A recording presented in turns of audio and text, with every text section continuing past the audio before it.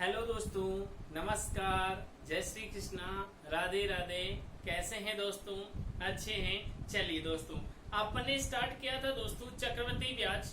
चक्रवृद्धि ब्याज में दोस्तों अपन ने भाग फर्स्ट पढ़ा बेसिक कॉन्सेप्ट का, फिर भाग सेकंड पढ़ा अपन ने किस प्रकार से सीआई और एसआई में अंतर निकालते हैं, सीआई कैसे निकालते हैं, और भाग थर्ड पढ़ा था दोस्तों कि अपन को फ्रैक्शन में अगर आपको रेट ऑफ सीआई दे रखी है तो किस प्रकार से अपन सीआई या सीआई में अंतर या सीआई या एसआई में अंतर या सेकंड वर्ष का सीआई या थर्ड वर्ष का सीआई या 6 महीने का सीआई या 2 महीने का सीआई निकाल करते हैं, त्रैमासिक, मासिक या 6 मासिक आपकी किस प्रकार से सीआई की गणना की जाती है दोस्तों अपन ने अध्ययन किया था।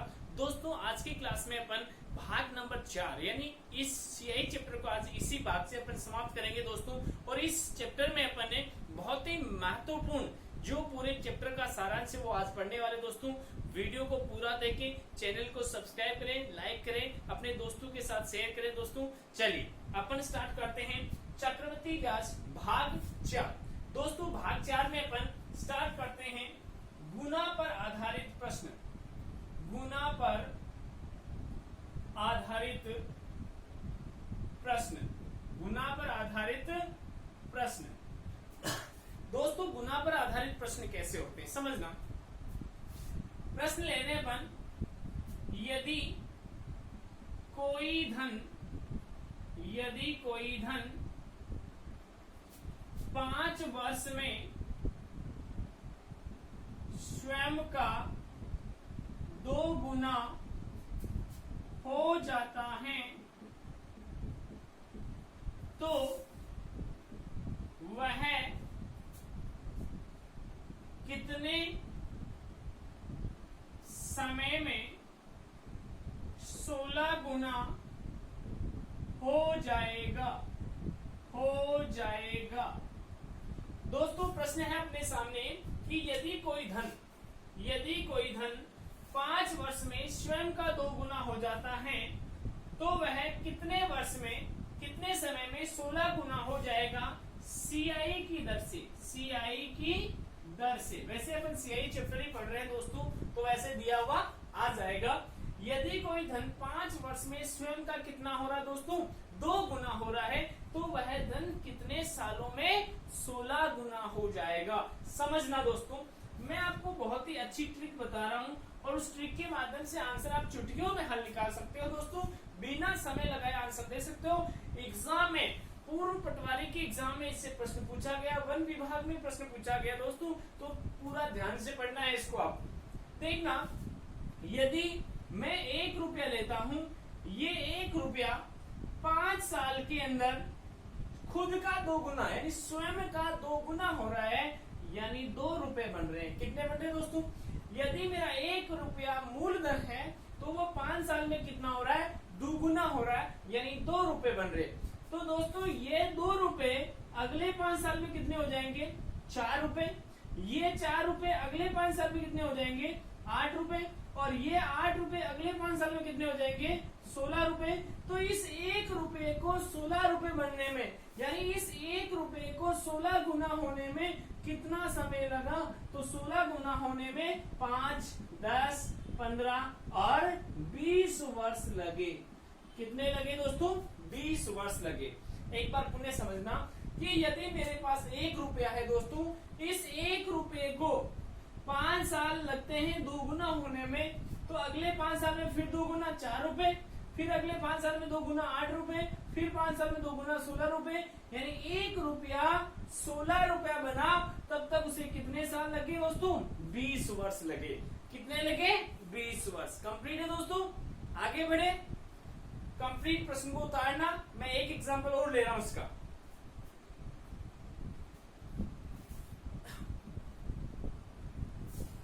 चलिए दोस्तों आगे लेते हैं अपन प्रश्न संख्या 2।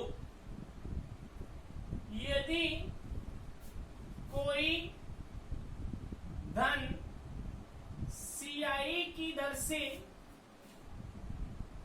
2 वर्ष में 3 गुना हो जाता है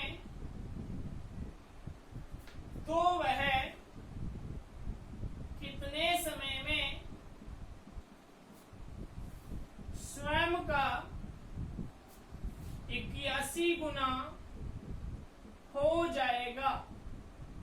81 गुना हो जाएगा।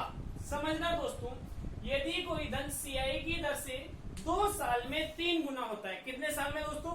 2 साल में 3 गुना होता है, तो वह कितने समय में 81 गुना हो जाएगा? डिट्टो प्रश्न उसी टाइप का है दोस्तों, समझना।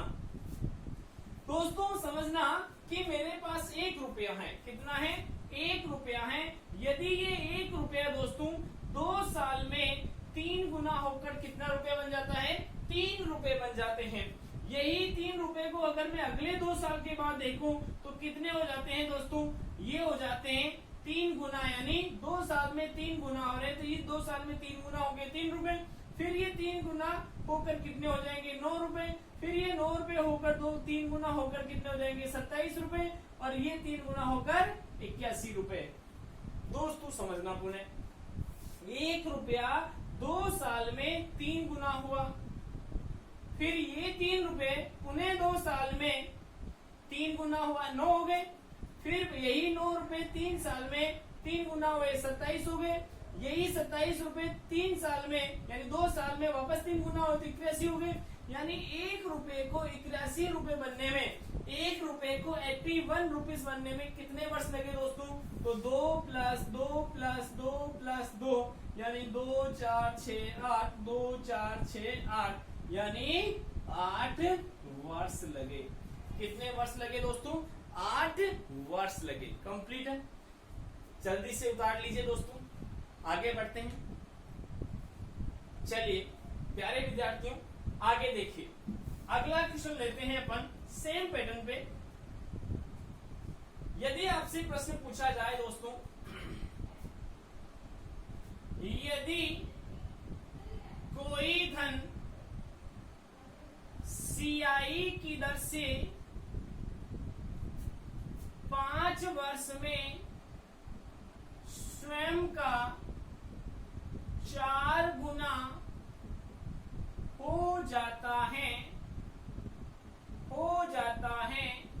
तो वह 25 वर्ष में कितना गुना हो जाएगा?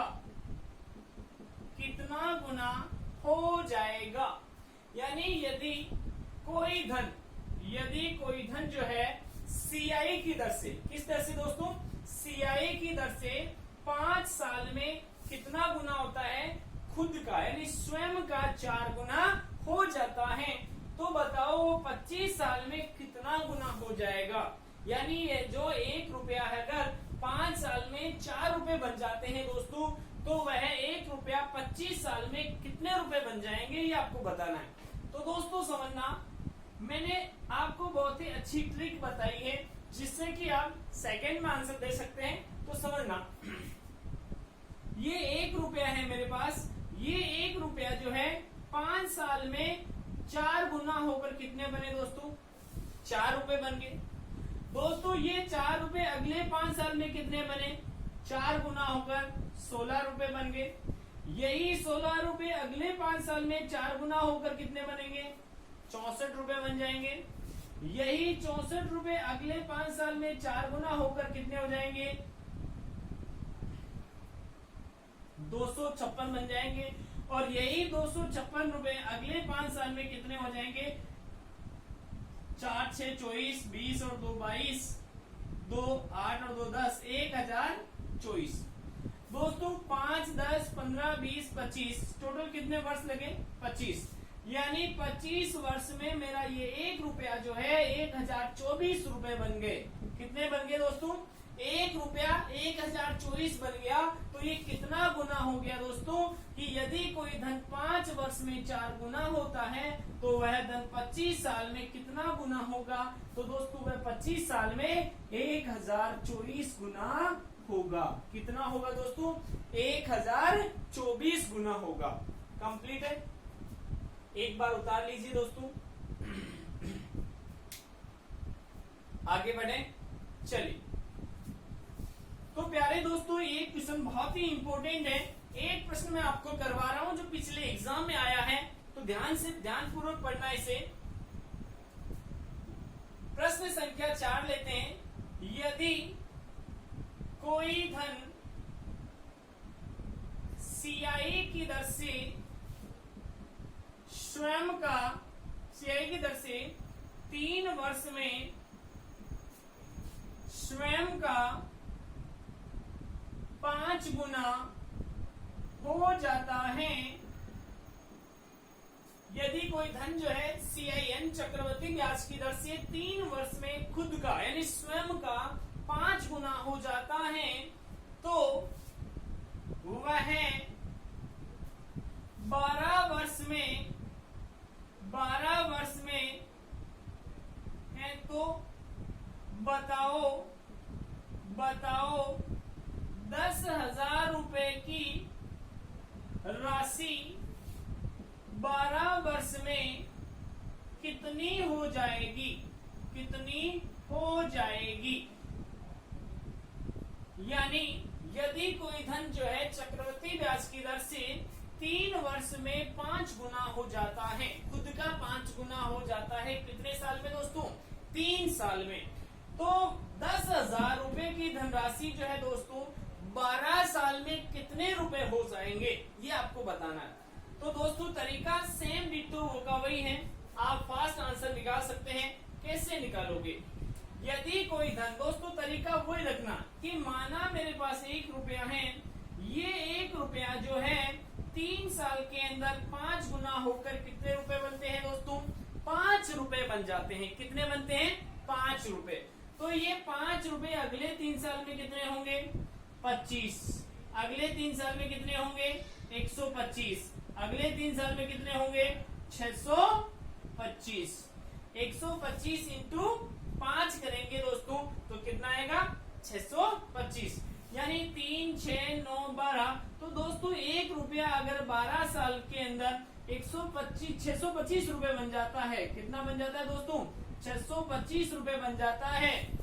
यदि दोस्तों 1 रुपया अगर 12 साल में 625 रुपए बन सकता है तो इस एक की जगह यदि 10,000 होते हैं दोस्तों तो ये 10,000 कितने हो जाएंगे 12 साल में, तो 10,000 इंटू 625, तो 625 के साथ 10,000 से मल्टीप्लाई कर दो तो कितना आ जाएगा, 62,50,000। कितना हो जाएगा दोस्तों, 62,50,000। कंप्लीट। ये पिछले एग्जाम में पूछा गया था दोस्तों, पटवारी के एग्जाम में पूछा गया था कि यदि कोई धन जो है, सेम डिटो इस प्रकार का प्रश्न था कि यदि कोई धन 3 साल में खुद का 5 गुना हो जाता है तो बताओ 10,000 रुपए की धनराशि जो है 12 वर्ष में कितनी हो जाएगी। आगे बढ़े दोस्तों, एक बार पूरा इसको उतार लीजिए दोस्तों, वीडियो को पूरा जरूर देखें। हाँ कि अलग अलग कॉन्सेप्ट मैं बताने वाला हूं इस क्लास में, बहुत ही महत्वपूर्ण कॉन्सेप्ट पढ़ेंगे अपन जो आपके एग्जाम के लिए बहुत ही अच्छे होंगे, महत्वपूर्ण होंगे दोस्तों, और एग्जाम में इससे प्रश्न बनने के पूरे चांस रहेंगे। चलिए आगे बढ़ते हैं। तो दोस्तों ये टाइप अपन ने पढ़ा गुना से रिलेटेड। दोस्तों अब इसमें कुछ और भी प्रश्न पूछे जाते हैं, कैसे समझना, मिश्र धन पर आधारित प्रश्न, मिश्र धन पर आधारित प्रश्न, मिश्र धन पर आधारित प्रश्न।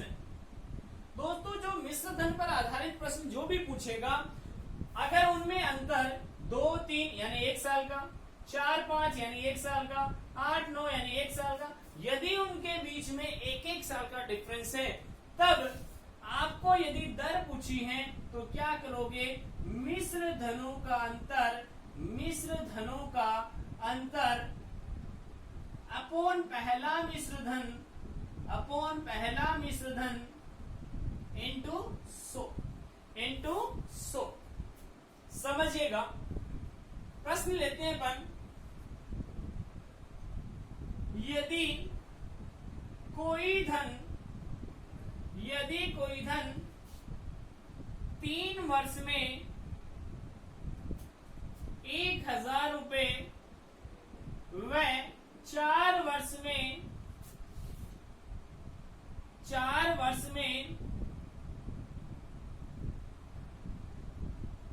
1,100 रुपए हो जाते हैं तो बताओ सीआई की दर होगी। दोस्तों यहाँ प्रश्न क्या पूछा आपसे कि यदि कोई धन जो है 3 वर्ष में 1000 रुपए व 4 वर्ष में 1100 रुपए हो जाते हैं, तो बताओ सीआई की दर क्या होगी। दोस्तों 3 साल में 1000 रुपए, 4 साल में 1100 रुपए हो रहे हैं, यानी 1100 हो रहे हैं, तो बताओ सीआई की दर क्या होगी। दोस्तों ऐसे प्रश्न को आप बेसिक तरीके से करोगे तो समय थोड़ा ज्यादा लगेगा, तो आपको जब भी दोस्तों अंतर जो है 1 वर्ष का कहीं नजर आ जाता है, 1 वर्ष का अंतर कहीं नजर आ जाता है दोस्तों, तो आपके लिए मैं शानदार ट्रिक बता रहा हूँ, उस ट्रिक का प्रयोग कर सकते हैं। कौन सी ट्रिक है दोस्तों कि मिश्र धनों में अंतर अपॉन पहला मिश्र धन इंटू 100। दोस्तों इससे क्या निकलेगी, दर निकलेगी। क्या निकलेगी, दर निकलेगी। तो दोस्तों 3 साल में 1000 रुपए, 4 साल में 1100, तो 1100 और 1000 का अंतर कितना आया, अपॉन 1000, यानी इंटू 100। तो दोस्तों यहाँ 100 अपॉन 1000 इंटू 100, तो 00 से 00 0 से 0, तो दोस्तों यहाँ दर कितनी आ गई, 10%। कितनी आई दोस्तों, 10%। यानी मिश्र धनों में अंतर कितना, 1000 और 1100, यानी 100 का अंतर है दोस्तों। पहला मिश्र धन है 1000 इंटू 100, 00 00 00, यानी 10%। रेट ऑफ सीआई कितनी होगी दोस्तों, 10%। कंप्लीट है, आगे बढ़े, उतार लिया आप सब लोगों ने। चलिए मनीष, सुरेश, राहुल, आगे बढ़े। चलिए अगला प्रश्न लेते हैं दोस्तों। अब इस पैटर्न के प्रश्न जो भी होंगे आप आसानी से कर पाओगे दोस्तों। एक प्रश्न और लेता हूं मैं। यदि कोई धन 2 वर्ष में 1200 रुपए व 3 वर्ष में 1600 रुपए हो जाता है, तो सीआई की दर होगी। सीआई की दर होगी। तो दोस्तों समझना, सेम पैटर्न का प्रश्न है। यदि कोई धन 2 साल के अंदर 1200 रुपए व 3 साल के अंदर 1600 रुपए हो जाते हैं, तो बताओ सीआई की दर क्या होगी। तो समझना, मैंने आपको तरीका बताया, मिश्र धनों में अंतर दोस्तों 1600 और 1200 में अंतर अपॉन पहला मिश्र धन 1200 इंटू 100, यानी 400 अपॉन 1200 इंटू 100, यानी दोस्तों 00 से 003, यानी आंसर कितना आया, 33.33%। दोस्तों सीआई की रेट कितनी आई है, 33.33%। कंप्लीट है दोस्तों। सेम डिटो पैटर्न का प्रश्न लिया आपने, हो जाएगा ना। आगे बढ़े, चलिए आगे बढ़ते हैं दोस्तों। अगला पैटर्न लेते हैं अपन आज। सीआई यानी चक्रवर्ती ब्याज में किस्त भुगतान पद्धति पर आधारित प्रश्न कैसे पूछे जाते हैं दोस्तों। मोस्ट इंपोर्टेंट टाइप है दोस्तों आपकी क्लास का, ध्यान से पढ़े आप। किस्त भुगतान पद्धति पर आधारित प्रश्न, किस्त भुगतान पद्धति पर आधारित प्रश्न, भुगतान पद्धति पर आधारित प्रश्न, आधारित प्रश्न। दोस्तों समझना, एग्जाम में ऐसे प्रश्न भी आने के चांस फुल रहते हैं दोस्तों। क्वेश्चन 8 लेते हैं, कैसे प्रश्न आते हैं कि किस्त भुगतान पद्धति में दोस्तों आपने कोई बाइक खरीदी, कार खरीदी या कोई मकान खरीदा या अन्य कोई चीज खरीदी आपने, और आपने जिस व्यक्ति से खरीदी उससे फाइनेंस किया आपने, और उसको कहा कि मैं आपको पर मंथ इतनी किस्त दे दूंगा और आपका पैसा चुका दूंगा, आप मुझे ब्याज पर या फाइनेंस पर मुझे कुछ वस्तुएं दे दीजिए। इसी प्रकार देखना, एक व्यक्ति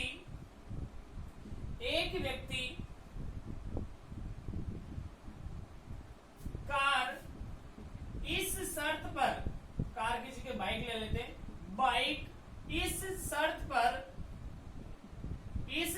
पर खरीदता है कि 5% CI की दर से 16,500 रुपए की 2 बराबर किस्तों में पैसा चुका देगा। बताओ बाइक की कीमत क्या होगी? बाइक की कीमत क्या होगी? दोस्तों समझना, बहुत ही महत्वपूर्ण प्रश्न है आपके लिए कि एक व्यक्ति कोई बाइक खरीदता है और वहां वादा करता है कि मैं इस शर्त पर यह वादा करता है कि मैं आपको 5% चक्रवृद्धि ब्याज की दर से 16,500 रुपए की 2 बराबर किस्तों में सारा पैसा लौटा दूंगा। बताओ वो बाइक कितने रुपए की लागत पड़ी? उस बाइक की लागत निकालनी है दोस्तों। तो समझना, मैं इतनी अच्छी ट्रिक बता रहा हूं कि आपको कुछ भी सूत्र या फॉर्मूला नहीं रटना है, मोस्ट इंपोर्टेंट है। सबसे पहले दोस्तों 5% की भिन्न लिखनी है, 5/100 यानी 1/20। कितनी दोस्तों? 1/20।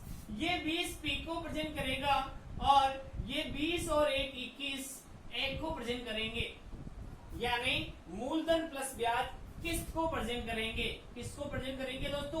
किस्त को प्रेजेंट करेंगे। अब आपको क्या करना है दोस्तों? इसको 2 भागों में बांटना है, इधर पी इधर ए, यानी किस्त। ए का मतलब यहाँ क्या हो गया? किस्त। यहाँ 20 है, यहाँ 21 है पहला साल, फिर दूसरा साल यहाँ भी 20 है, सॉरी 20 का स्क्वायर करना दोस्तों 400 है और यहाँ 441 है, क्योंकि सेकंड साल है तो स्क्वायर हो जाएगा। पहले साल में सिंगल लिखना, सेकंड साल में स्क्वायर, थर्ड साल में क्यूब, फोर्थ साल में 4 मल्टीप्लाई, है ना। तो दोस्तों क्या हो जाएगा समझना। अब आपको पता है कि किस्त जो है बराबर है, तो दोस्तों यदि दूसरे साल की किस्त 441 है तो पहले साल की भी 441 होनी चाहिए, क्योंकि बराबर किस्त है। तो क्या करेंगे दोस्तों कि पहले साल की किस्त को भी बराबर करने के लिए किससे मल्टीप्लाई करेंगे? 21 से। तो 21 से यहाँ भी मल्टीप्लाई करके यहाँ आंसर हो जाएगा 420। 420 और 400 कितने हो गए? 820। और यहाँ प्रति किस्त कितनी आएगी? प्रति किस्त आएगी 441 यूनिट की। कितनी आएगी? 441 यूनिट की। अब दोस्तों समझना, मैंने आपको दिया है कि 16,500 रुपए की 2 बराबर किस्तें। तो दोस्तों ये 441 यूनिट जो किसके आए वो 1 यूनिट के हैं, 1 किस्त के आए। तो आप क्या करोगे? 441 यूनिट बराबर 16,500 है, तो 1 यूनिट बराबर 16,500 अपॉन 441 और मूलधन बराबर 16,500 अपॉन 441 इंटू 820। 820 कंप्लीट है। कैसे करेंगे दोस्तों? इसको मल्टीप्लाई करना है। अब यहां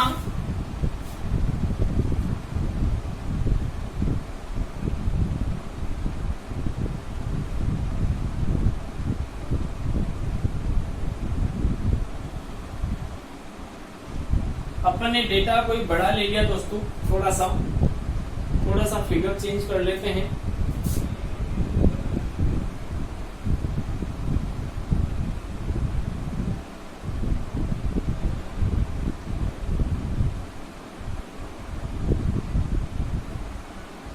तो दोस्तों आप फिगर में चेंज करो, जैसा है वैसे ही रहने दो।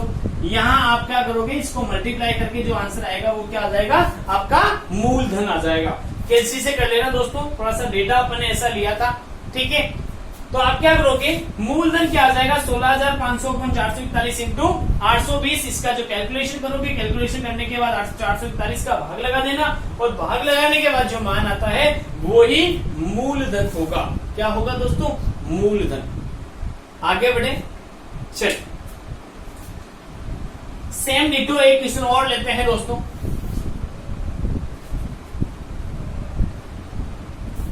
समझना,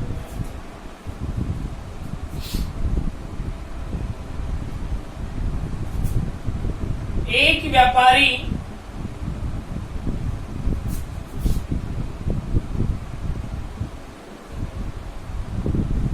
वादा करता है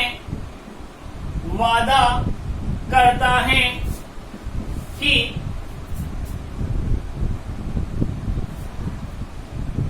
वादा करता है कि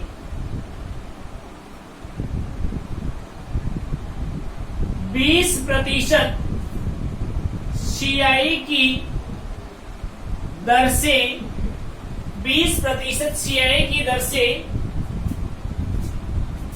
2 बराबर किस्तों में 20% सीआई की दर से 16,500 रुपए 16,500 रुपए की 2 बराबर किस्तों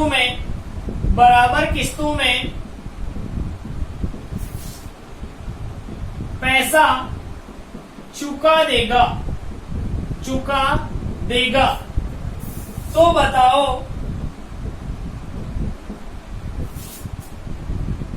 कुल कीमत क्या होगी,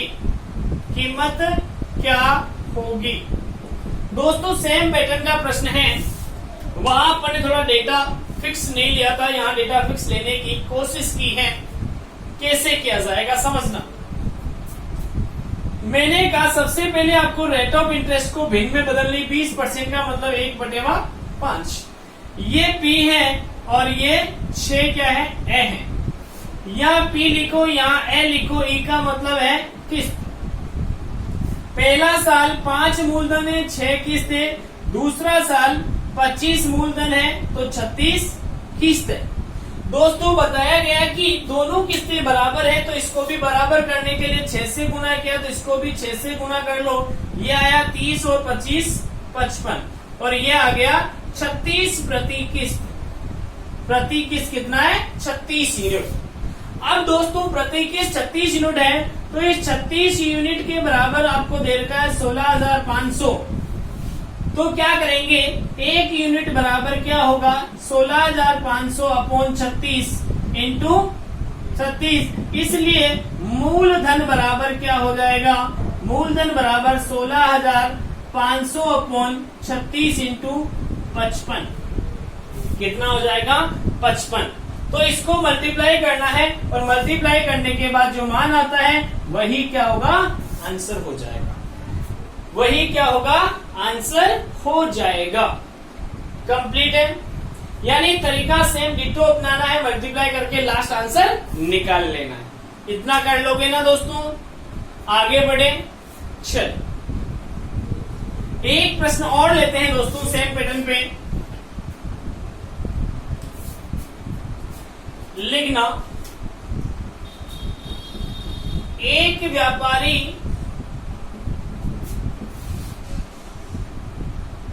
कार खरीदता है और वादा करता है कि 5% सीआई की दर से 10,800 रुपए की 10,800 रुपए की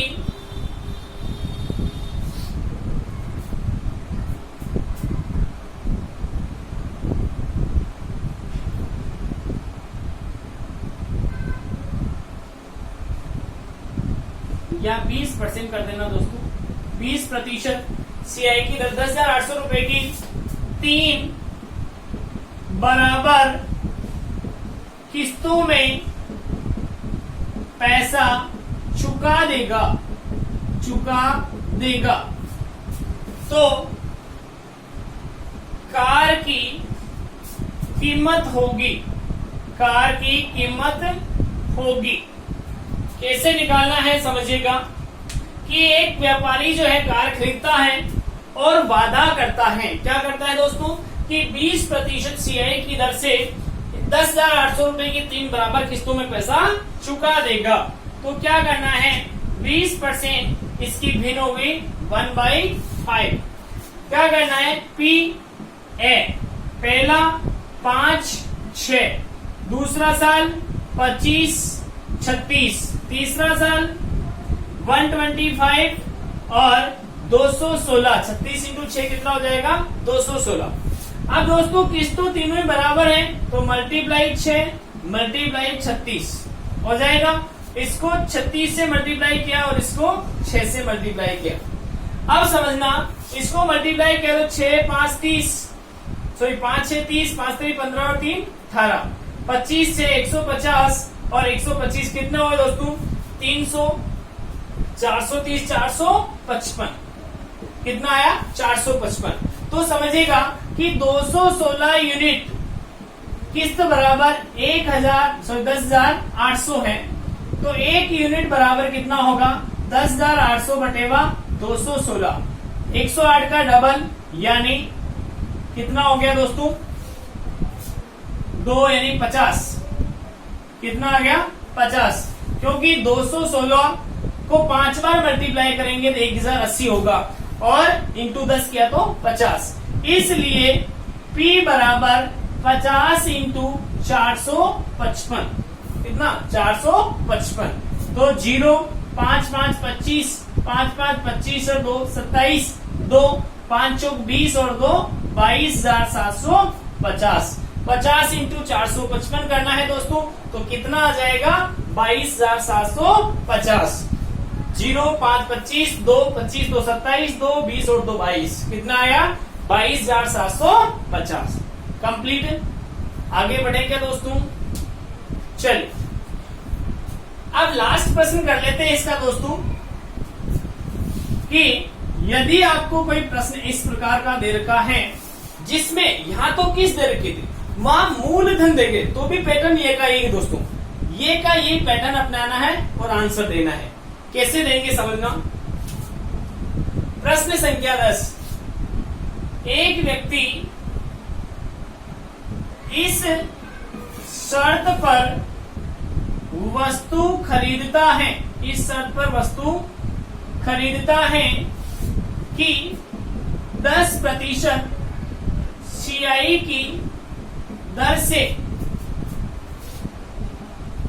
2 बराबर किस्तों में पैसा चुका देगा यदि वस्तु की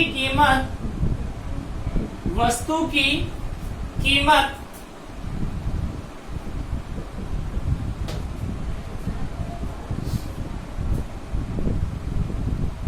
21,000 रुपए है, तो किस्त की राशि होगी, किसकी राशि होगी। दोस्तों प्रश्न सेम पैटर्न का है, यहाँ किस्त की राशि निकालनी है, मूलधन देर का है। तरीका क्या करेंगे, सेम डिटो, 10% को 1/10 लिखेंगे, ये P है और ये 11A है। पहला साल सबसे पहले P और A, पहला साल 10 11, दूसरा साल 100 और 121। तो दोस्तों किस्त तो बराबर है, इसको 121 बनाने के लिए 11 से मल्टीप्लाई किया तो इसको भी 11 से, तो 110 और 100 कितना हो गया, 210। ये 210 क्या आया, P यूनिट आया, और ये 121 क्या आया, प्रति इंस्टॉलमेंट यानी किस्त, प्रति इंस्टॉलमेंट कितना यूनिट है, 121 दोस्तों। तो अब यहाँ 21,000 जो दे रखे हैं दोस्तों, यहाँ मूलधन दे रखा है, तो क्या करोगे, 210 यूनिट बराबर 21,000 है तो 1 यूनिट बराबर कितना होगा दोस्तों 100।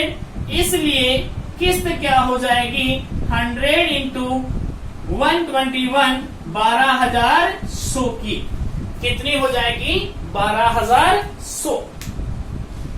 क्या समझ में आया? आगे बढ़े चलिए। तो इसको ध्यानपूर्वक उतारना दोस्तों। एक भी कॉन्सेप्ट ऐसा नहीं है जिससे कि आपके प्रश्न में कोई मिस्टेक हो, यानी आप प्रश्न को बहुत ही अच्छे तरीके से कर सकते हैं, कम समय में कर सकते हैं। वीडियो को पूरा देखिए दोस्तों। और लास्ट कॉन्सेप्ट है आज की क्लास का है वो पढ़ लेते हैं दोस्तों। ऐसे प्रश्न भी कभी कभार छोटे मोटे गरीब परीक्षाओं में पूछे जाते हैं। छोटी मोटी जो गरीब परीक्षाएं होती है दोस्तों वह सीधे सीधे ऐसे प्रश्न पूछ लेती हैं। समझना, यदि 2 वर्ष का CI 500 रुपए तथा 2 वर्ष का SI 600 रुपए 600 नहीं 550 रुपए है तो CI की दर होगी। समझना, बहुत ही अच्छा प्रश्न है, एग्जाम में सीधा सीधा पूछा जाता है। दोस्तों आपको ये पता होना चाहिए कि प्रति वर्ष SI बराबर होता है। पहले साल का SI और दूसरे साल का SI भी बराबर होता है, लेकिन पहले साल का SI और पहले साल का CI बराबर होता है। तो दोस्तों यहां समझना, ये पहला साल, ये दूसरा साल, ये SI और ये CI। जब आपको बताया कि 2 सालों का CI जो है वो 500 है, SI नहीं, यहाँ SI सॉरी, यहाँ SI है और यह CI, यानी SI 500 है और CI कितना है 550। तो SI है 500 और CI है 550, क्योंकि CI ज्यादा होता है, ब्याज पर ब्याज लगता है। किस पे लगता है? ब्याज पर ब्याज। तो दोस्तों 2 साल का SI 500 तो 1 साल का कितना होगा 250। पहले साल का CI भी 250, तो यहाँ कितना आएगा 300, यानी दूसरे साल का CI कितना होगा 300। अब समझना दोस्तों, जब पहले साल का SI जो है 250 था और ये दूसरे साल पर 300 हुआ, यानी बढ़ा क्या, ब्याज ही तो बढ़ा है, यानी 50 ब्याज बढ़ा है 300 पर। तो अपन क्या करते हैं दोस्तों, रेट ऑफ इंटरेस्ट बराबर SI into 100 upon P into T करते हैं। यहाँ बढ़ा कितना 50 इंटू 100, बढ़ा किस पर 250 पर बढ़ा है, इंटू T 1 साल में बढ़ा है। तो क्या हो जाएगा 50 पंजे 250 और 5 दूनी 10, यानी 20%। रेट ऑफ CI कितनी आएगी दोस्तों 20%। समझना, पहले साल का SI 250, CI 250, 50 की वृद्धि हुई किस पर हुई 250 पर हुई, तो 50 इंटू 100 पर 250 इंटू 1 1 साल में हुई थी, इसलिए दर क्या आएगी 20%। ओके, लास्ट प्रश्न और कर लेते हैं दोस्तों। ऐसे प्रश्न भी गरीब परीक्षाओं में काफी बार पूछे जाते हैं। प्रश्न संख्या 11 लेते हैं। यदि दूसरे वर्ष का CI 300 रुपए तथा SI 250 रुपए है तो CI की दर होगी, थोड़ा सा चेंज करते हैं, 400 रुपए और यहां कर लेते हैं अपन CI 400 रुपए और यहां कर लेते हैं 250 रुपए। समझना दोस्तों, दूसरे साल की CI 400 रुपए और SI 250 रुपए है, तो बताओ CI की दर क्या होगी। समझना, थोड़ा सा कॉन्सेप्ट चेंज या दूसरा साल बोला है, क्या बोला है दोस्तों, दूसरा वर्ष बोला है, यानी दूसरा वर्ष का CI दे रखा है, पहले दूसरे साल का SI दे रखा है, ना कि 2 सालों का दे रखा है। तो यहाँ पहला साल, दूसरा साल, SI CI। दोस्तों समझना, दूसरे साल का एसआई 250 है। मैंने आपको समझाया था कि प्रति वर्ष एसआई बराबर होता है, तो यहाँ भी क्या आएगा 250। पहले साल का एसआई और दूसरे साल का सीआई बराबर होता है 250 और यहाँ 400। अब समझना, ये 400 में वृद्धि हुई तो कितने की हुई 150 की, तो सीआई की दर क्या हो जाएगी 150 इंटू 100 अपॉन 250 इंटू 1 साल में, 1 साल में वृद्धि हुई तो क्या हो जाएगा 50 दिए 150, 50 पंजे 250, 5 दूनी 10 यानी 20 दिए 60%। रेट ऑफ सीआई कितनी होगी दोस्तों 60%। तो दोस्तों आज के लिए इतना ही, और आप आज समाप्त करते हैं चक्रवर्ती ब्याज टॉपिक दोस्तों। तो आज के लिए इतना। जय हिंद, जय भारत।